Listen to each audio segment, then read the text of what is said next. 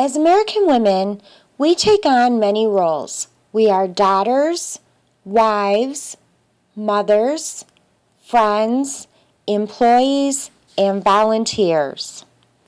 As American women, do we know what roles we play? And how does society define those roles for us? In other words, how do American women go through the socialization process? One approach to answering these questions is to examine mass media advertising.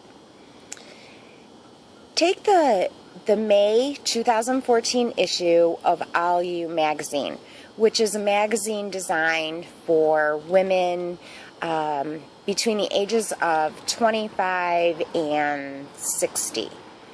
Beyond the self-help and do-it-yourself articles, the marketers play an important role in society by showing us what the ideal woman should look like, think, and act. In this issue alone, there are 52 major advertisements. Most of the ads involve some sort of stereotyping of the target audience, American women between the ages of 25 and 70. 9 of these ads include coupons, which coincides with the stereotype that women are the ones who shop for and budget for the family. Ferris and Stein say on page 114 of the Real World textbook that stereotyping is usually seen as having negative connotations, but they also help us to define roles in society in different ways. Some may argue that coupons in a woman's magazine is not stereotyping, but just plain old marketing. But this argument does not take into account for the changing roles in American society. Consider this research from Defy Media. According to the research, more and more men are doing the shopping for households. According to this data, it would make more sense to put coupons in men's magazines, but this is rarely the case.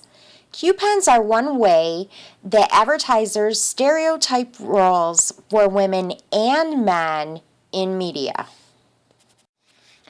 Some of the ads further the stereotypes of women by alluding to co-presence.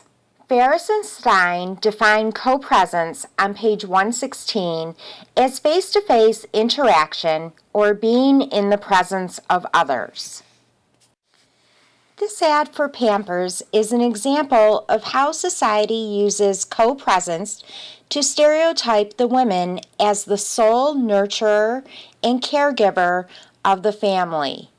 They even use the word love in a way that makes you associate love with mothers. As women, we follow the rules of co-presence when we take on emotions and obey feeling rules according to society's expectations of us. Many would say that a natural mother's instinct is to love her children, but we know that there are a lot of mothers who don't, and we also know a lot of very nurturing and caring fathers. But this ad makes us associate the woman as the sole comforter and protector of the child, which is a stereotype.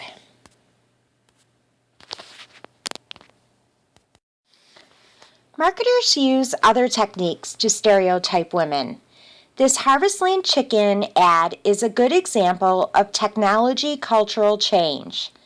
Ferris and Stein say on pages 87 and 88 that while most people think of technology as electronic or digital devices, it can also be referred to as change brought about by discovery.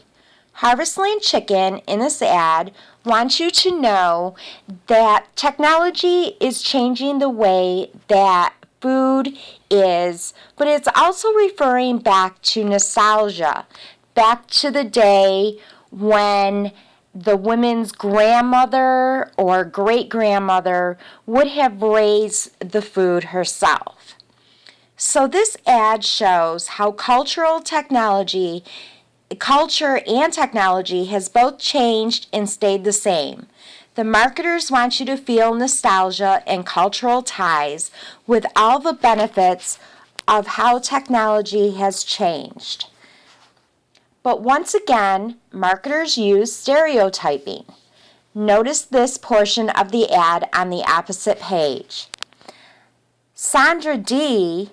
writes, I love the fact that Harvestland chicken doesn't have anything that can hurt me or my family. It's very juicy and delicious. This, coupled with the image and the words on the opposite page, sends the message that the woman is playing the role as family, cook, shopper, and nurturer. The last ad that we will look at contains a wealth of sociological information and theories. First, it stereotypes women as a supporter of her man who is off to or coming back from war. She is the one staying behind but happy to support him as her hero in night and gray fatigues. Structural functionalism and symbolic interactionalism is evident in this ad through the use of military and patriotic images and words. Ferris and Stein say on page 92 that structural functionalism includes values and norms that are widely shared and agreed upon to provide social stability by reinforcing common bonds and constraining individual behavior. By using the image of what some think that a typical military family is, Coffee Mate is depicting social order within structural functionalism. Ferris and Stein also say that symbolic interactionalism consists of beliefs and rituals that are part of interaction among followers. Coffee Mate is using symbolic interactionalism in this image of the woman welcoming home the hero. In the same ad is used if the same ad is used in another magazine in a different country or viewed by people from other countries, it might even be said that the marketers are using cultural imperialism to promote not just Coffee Mate, but the values and norms of the United States military, which, as Ferris and Stein say on pages 92 and 93, could be seen as an imposition of American values.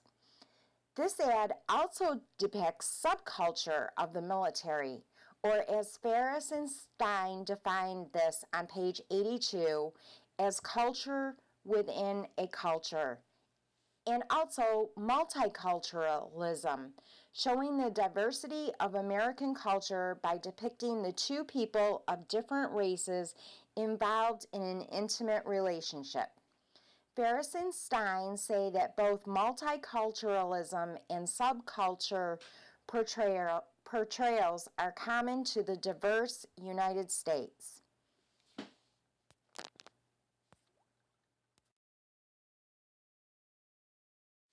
When you view all 52 ads in this magazine collectively, the ads expect women to be perfect, thin, beautiful, sexual, creative, ideal wives and mothers, the best cooks, savvy shoppers, and busy career women. This causes women to believe that they have to be all things to all people at every moment of the day, even when sleeping. This is society's way of defining roles for women. Collectively, the ads in this magazine can be interpreted by two socialization theories. The first is Cooley's theory of the looking glass self. Ferris and Stein state on page 101 that the underlying thought of Cooley's theory is that we are dependent on what others think of us, or what we think they think of us. By showing perfect women playing perfect everyday roles, the ads tell us how women are supposed to define ourselves. The magazines show the ideal woman, but reality rarely mirrors the ideal.